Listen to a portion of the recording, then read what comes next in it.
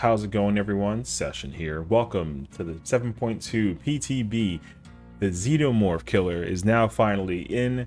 The PTB started obviously as at 11 a.m. Eastern time today, so obviously lots of information to cover, lots of things to check out and look into for the killer.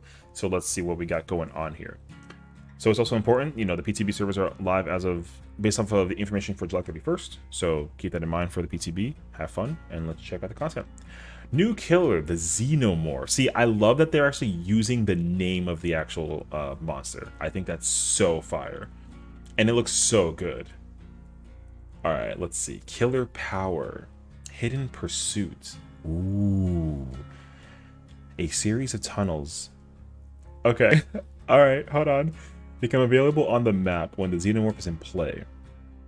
By accessing a control station, it can enter these tunnels to quickly move around the map, detect the presence of nearby survivors, and speed up the cooldown time of its runner mode ability. Exiting a control station tags nearby survivors with killer instinct.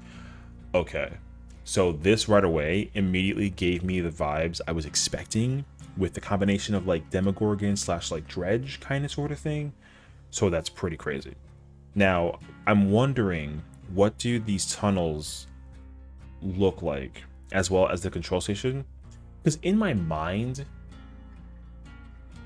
I don't want to say that they're like vents, but I don't think that they'll be like popping out of the ground. I feel like they'll almost remind me a lot of like Demogorgon's tunnels. It's probably going to be very similar to that, but it actually has to interact with the control station. So it heavily reminds me of Demogorgon in that presence. Okay, let's see. Runner mode, special ability for the Xenomorph. It enters runner mode automatically when not on cooldown. In runner mode, the Xenomorph walks on 4 legs and becomes stealthier, reducing its terror radius. While in runner mode, the Xenomorph also has access to a brutal tail attack. Oh, okay. Okay.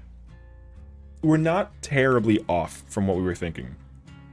Because I think we did a theory video, and in that moment, we kind of just took the idea that it's going to be the combination kind of sort of like Demogorgon with like a hint of like Deathslinger sort of thing, because the tail attack might be like a ranged attack. I'm expecting that to be the case. So this is actually pretty sick. I don't like that it runs on 4 legs, but the thing is that I want to keep this in mind too, that it's not undetectable while it's in runner mode. It's on 4 legs and it's stealthier, so the tear radius gets reduced. But then not thinking about the add-ons probably allow it to be undetectable, which automatically makes this killer kind of scary. So I like this so far. Control stations. 7 control stations are scattered across the map, so I was going to interact with these stations to get a remote flame turret. While the Xenomorph can enter and exit the tunnels underneath the control stations.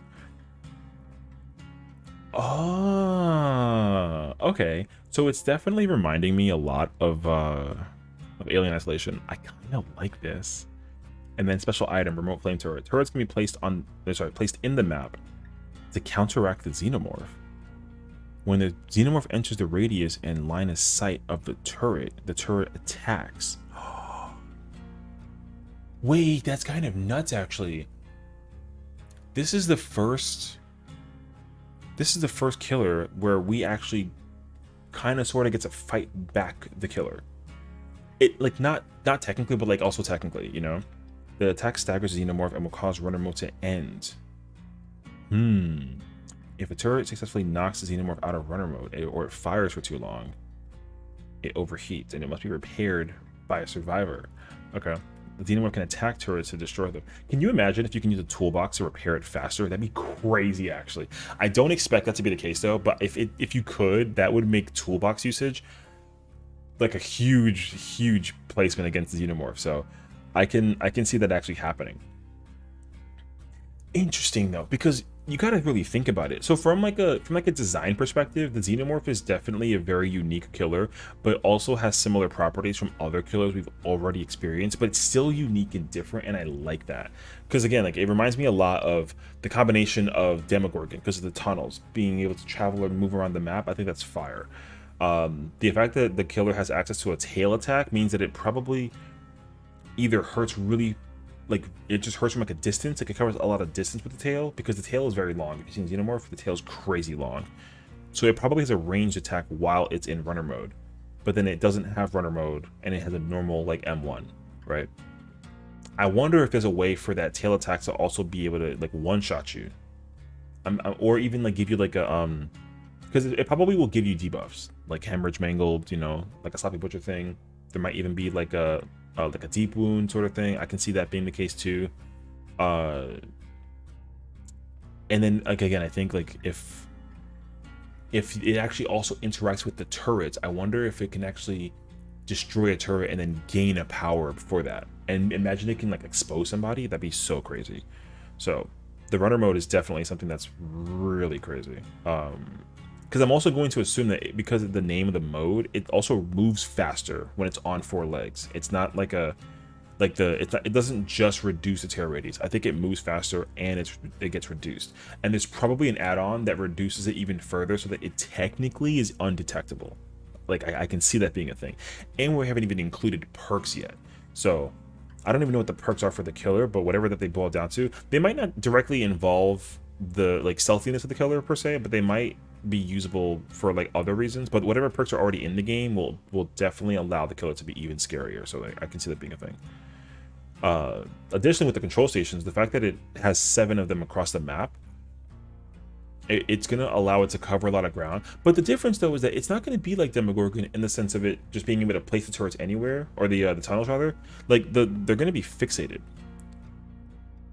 So it also kind of reminds me of how Skull Merchant functions, except it's on the survivor side.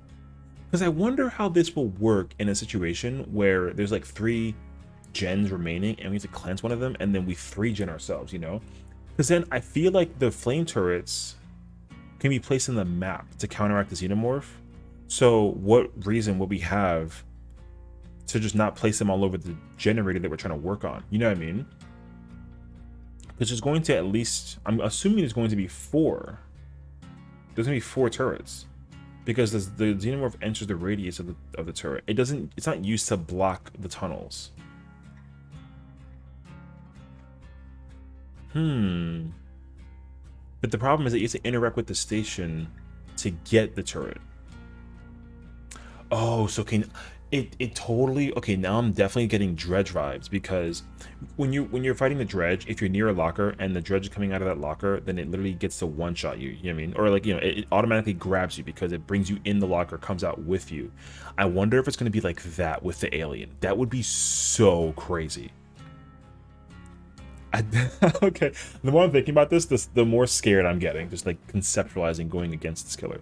I think this killer has the capacity to be extremely horrifying, because you have to get the turret from the control station, and it's going to be the same place where the Xenomorph can travel to and from. But I think that the counter against the killer is going to be that you can basically place turrets just near any generator that's being progressed, and it kind of forces it out of runner mode. So you can actually hear the killer coming if you're working on a generator. I'm very curious about this.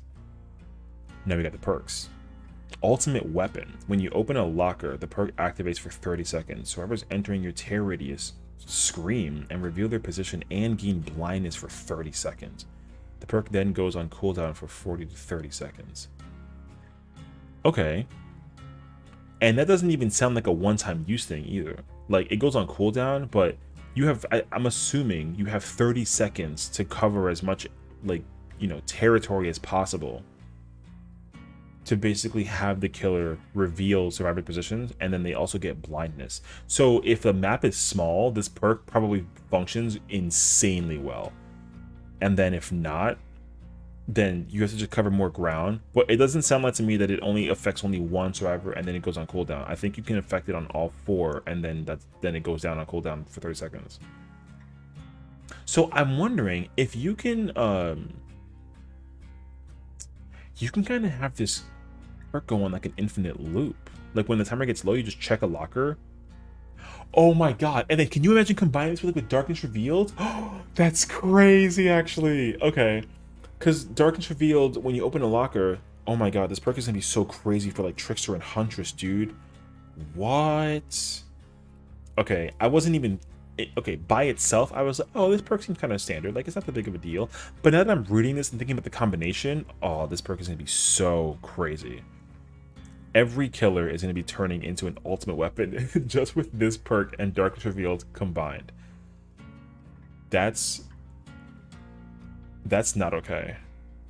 Oh, I'm not okay. Okay. I mean, I'll take it, but man, this is going to be so out of pocket. Oh boy. All right. I'll take with it. I'll take with it what I can. All right. Rapid Brutality is the next one. You can no longer gain Bloodlust. Hitting a survivor with a basic attack gives you a 5% haste for 10 seconds? 8 to 10 seconds? What? Okay. Like, this doesn't sound like something that is like a... This is kind of a big deal, though. Rapid Brutality doesn't... Oh, this perk sounds dangerous. You no longer gain... I think this is the first perk where they, like, deliberately mess with Bloodlust. Not technically, because the Huntress perk also, but, like, we don't count that perk because I never see it. So this is the next perk since that perk, where the Bloodlust is, like, deeply effective for getting a change, but then having that change also kind of, like, come back in a way. This perk is crazy. I don't know if I'm kind of concerned about this one. Because you don't gain Bloodlust, but if you hit a survivor with a basic attack, you get 5% haste for 10 seconds. Like, killers who use their basic attack, but also have the ability to travel quickly across the map, are going to take such a crazy advantage over this perk. And I think the other problem, too, is that the killer knows when they get Bloodlust, so them not having it doesn't really matter, but the survivors don't actually get an indication clearly that Bloodlust is a thing for the killer. But like, if you're a really long time player of like DBD survivor mode, then like you can tell when the killer has Bloodlust. But I'm not that, so I don't know when the killer actually gains Bloodlust when I'm chasing or being being chased away by the killer. Like, I don't have a clue, so it's really hard to tell if this killer actually is running Rapid Brutality or not. That's kind of scary. So we'll see how this works. I expect this killer perk to be insanely cracked. I do. So far, we're kind of 2 for 2 on crackedness for the for these perks on the killer side. So we'll see. Last but not least, Alien Instinct. The perk activates when you hook a survivor. You see the aura of the furthest injured survivor for 5 seconds, and that survivor is oblivious for 16 to 20 seconds. Farthest injured survivor. That is dangerous because that specifically says farthest injured. So like, if we paint the scenario, if let's say I'm playing killer. If I hook a person, and then there's a person who's injured behind, like in the behind me or something, in like a little loop area, and then there's 2 other people working on a generator across the map, that because that person's the only person that's injured, I get to just see them for 5 seconds and they're oblivious. That's crazy, actually, because it specifically says farthest injured. So this perk can either work really well or it can work really poorly depending on the exact scenario that's used in the description. If you concentrate on like 2 players, right, hooked person number 1 and then the other person who's injured, then that person, even if they're 5 feet away from you, you can see them. That's kind of wild. Alien Instinct is actually pretty scary. Okay. So far, these perks terrify me in a lot of different ways. Ultimate Weapon is going to be such an insanely good perk. I'm already expecting it. Rapid Brutality, I kind of don't know, because Rapid Brutality I think has the capacity to be insanely good, but I just don't have enough killer experience to know exactly, you know, how much speed do you get with like getting like bloodlust level 2 and level 3, right? And like how long does it take to activate bloodlust and that sort of thing? Like I don't really know. But that perk seems really good. Especially because if you combine it with perks that like save the best for last and that sort of thing, like your recovery after you getting like a basic hit will probably really let this perk shine.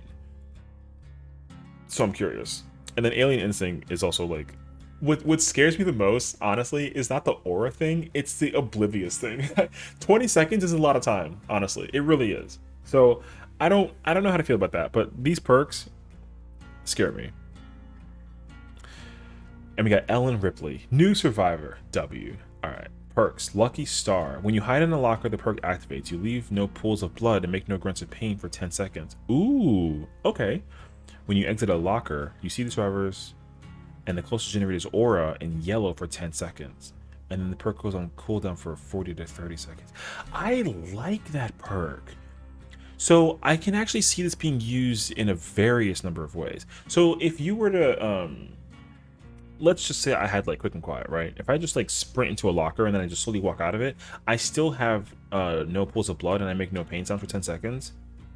And I have that for like a while too, if I were to like quick in and out of a locker. So I can at least kind of sort of make use of it. And then when I exit the locker, I can see other survivors and the generated aura for 10 seconds. That's also really helpful, actually. So this perk can work really well in both scenarios of being able to, like, while trying to escape the killer, and at the same time, just to be able to give yourself some recovery. I actually like that a lot. The thing is that this perk works primarily when you're injured. So I feel like this perk is supposed to be used in the scenario of you being injured and also sort of being chased by the killer. You kind of can't use it in any other case scenario. But you can also use it to be able to just get information on where the people are. So I can see that being helpful for that case too. You can use the perk while you're injured in order to get away from the killer, but you can also use the perk when you're healthy and you just want to try and get information on generators and also the survivors and see where people are. So I kind of like that. And additionally, if you are exiting a locker and you're injured, you can actually find survivors also. That's actually kind of fire. So I like that, actually. I like Lucky Star a lot. Perk is really cool. All right, I dig it. Chemical Trap. After completing 70 to 50% progress on any generator, is it like a blast mine? This perk activates when standing next to a dropped pallet. What? Okay.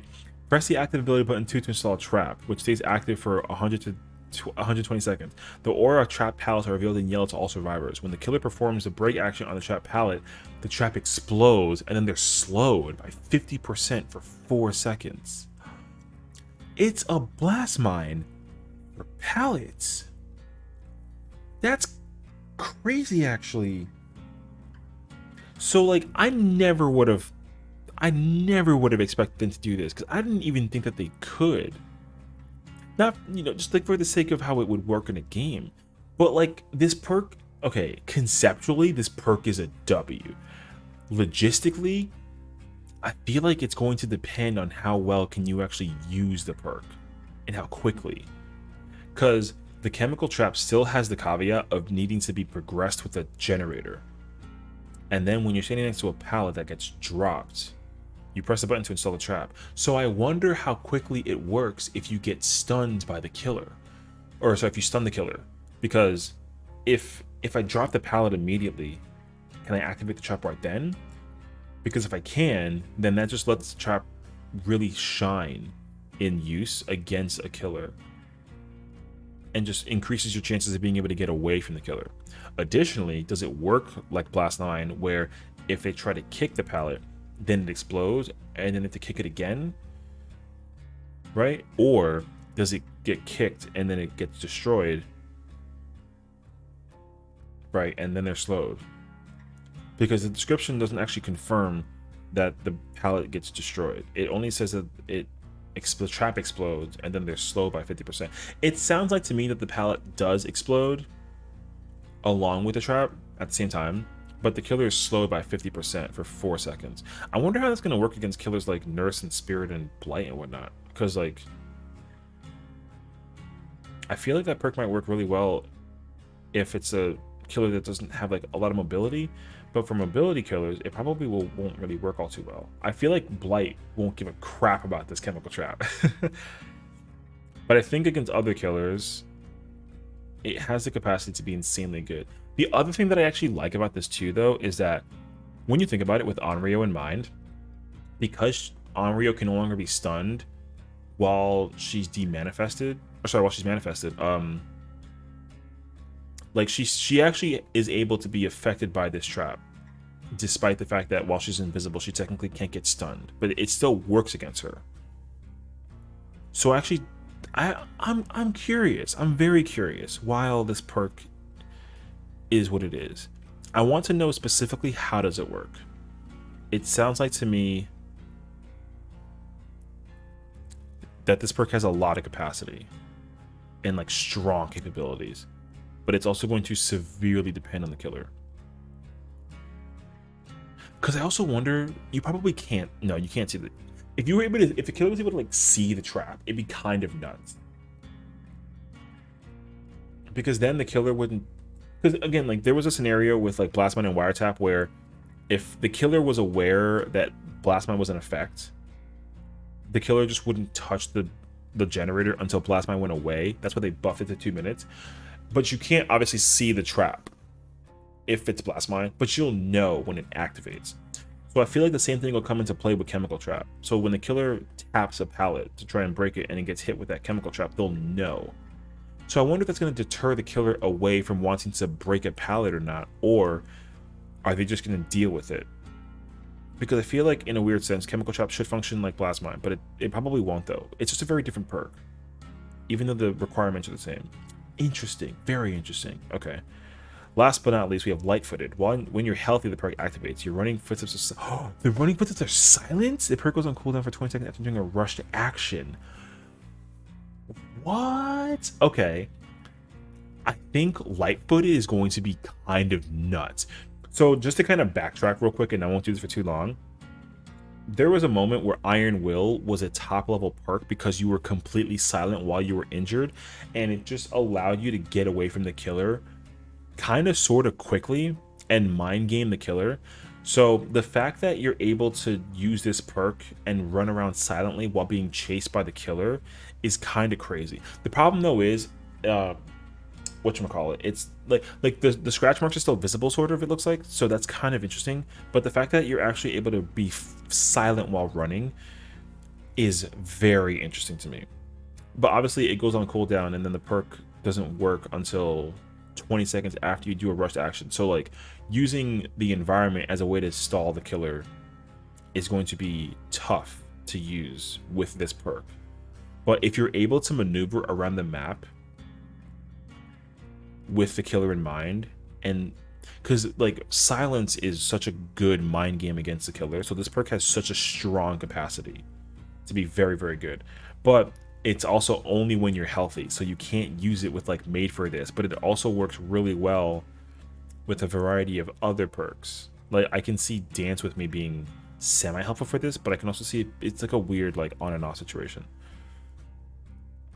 Same thing with like Quick and Quiet, but that again, like it's a rushed action. It'd be interesting if you know, the silence of Quick and Quiet keeps this perk like functioning. It probably won't, but it'd be crazy if it did. That's just me like kind of brainstorming a little bit outside of the box. I like Light-Footed a lot though. The perks for this are such a huge win as well. I'm so curious about this. This Chemical Trap has me in such a daze. I'm very curious about this one. All in all though, perks for the survivors, pretty cool. I definitely want to use Light-Footed. That's like the perk that intrigues me the most for usage, but the one that intrigues me the most in terms of affectation is totally Chemical Trap. Lucky Star's cool. I gotta just use it and see how it works out for me personally. It can work for me based on my playstyle, but I gotta just try it. So we'll see. New map, the Nostromo Wreckage. Okay. Explore the mysterious crash site of the iconic Nostromo. Visit landmarks familiar to the fans of the Alien franchise in a unique setting where you will find yourself chased in and out of the ship. Okay. Run the killer around the shuttle that brought Ripley to the world of the entity. Navigate through the alien landscape, and you may yet escape from the remains of the wrecks. Okay. So I I wasn't directly expecting it to be like an outdoor map with indoor properties, similar to the Singularity map. This sounds like to me it's very similar to the Singularity map. So it's mostly, it sounds like it's mostly outside with an inside, like it's like a main, like the ship might be like the main building, if you will. I kind of hope that's not the case though, because in my personal experience with this in mind, I was expecting the Stromo map to just be the ship. But again, like how do you escape a ship, right, in space sort of thing? So like it doesn't make sense. But I was kind of hoping it'd be kind of like Leary's, where they're like you're in the ship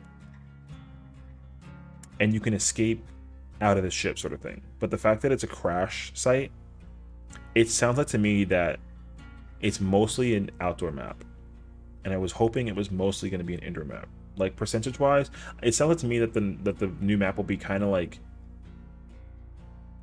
80%, or let's say like 70% outdoors, 30% indoors, which is kind of like how the Singularity map is. I'm thinking it's going to be the same way with this map. I was kind of hoping it'd be like 80% indoors, 20% outdoors, like very, very much so. But it doesn't sound like it's okay. I mean, we'll have to see what it looks like. I'm hoping that it's like a dark map though. I feel like it can be a very scary map still, even for other stealth killers to like really utilize it. So I'm curious as to what it'll look like. Killer tweaks. First off, give the Knight. Pillaged meat decreases the amount of time it takes for a guard to complete their order action by 15%. It was 25. Okay. Tattered Tabard increases the patrol time for all guards by 8 seconds. It was 6. Okay. And then Town Watch's Torch. When survivors escape guard hunts without being hit 2 times. It was 3 times. Okay. The Knight gained undetectable for 25 seconds. Interesting. So they kind of buffed the Knight a little bit. Okay. Not a fan of that, but I'm opinionated, so like don't listen to me. Okay. Demogorgon, killer power, undetectable lasts 5 seconds. It was 3 after the teleport. I like that. Rat Tail increases the speed of opening a portal by 50%. It was 35. Okay. You know, actually, now that I'm reading this, I didn't think they would ever actually touch Demogorgon because the killer's not like purchasable at all. Like I didn't actually ever expect them to touch Demogorgon. So the fact that they're buffing Demo right now is actually kind of a huge W. Unknown Egg decreases the cooldown after traversing the upside down by 2.5 seconds. It was 1.5. Okay.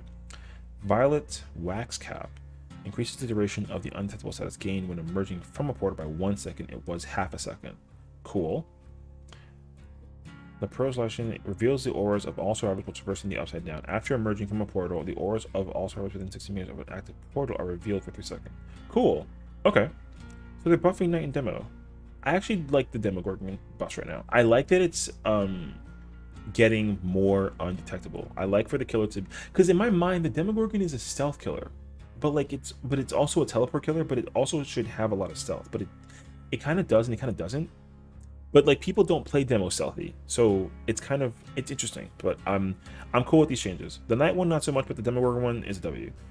Okay, let's see. Features, PC graphics update. Okay. New settings to toggle VSync on and off. Change the frame limit. Settings to toggle the anti-aliasing on and off. And then setting resolutions options. Cool. And then there's bug fixes. When facing the armory of the VHS is not properly aligned with server's hands. Oh, I saw that before. Yeah. It like when you put it in like this, the tape should be like this, but it's like up.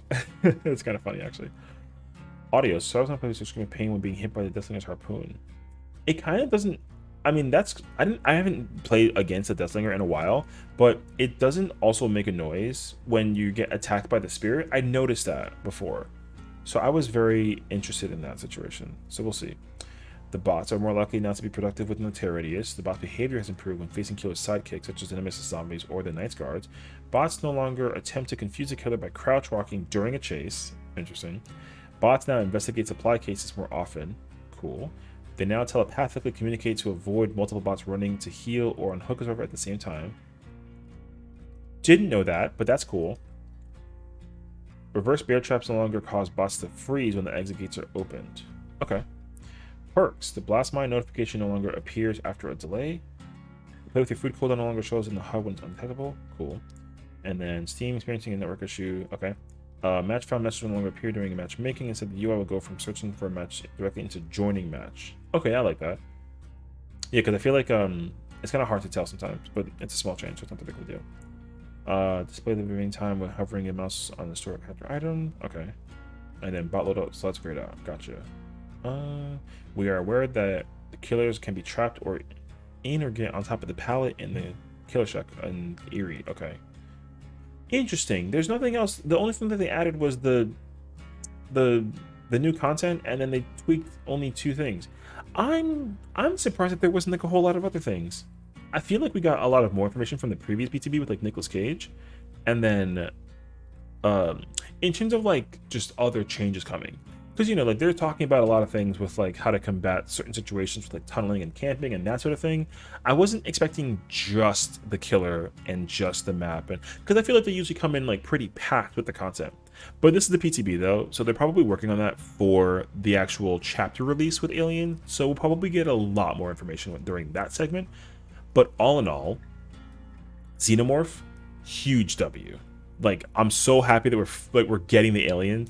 It's gonna be so sick. I'm very curious to see like what it's gonna be playing like. We got to get into the game and we got to check out what the content looks like for add-ons and all that jazz too. Same thing. I want to see what Ellen looks like. I want to check out the map.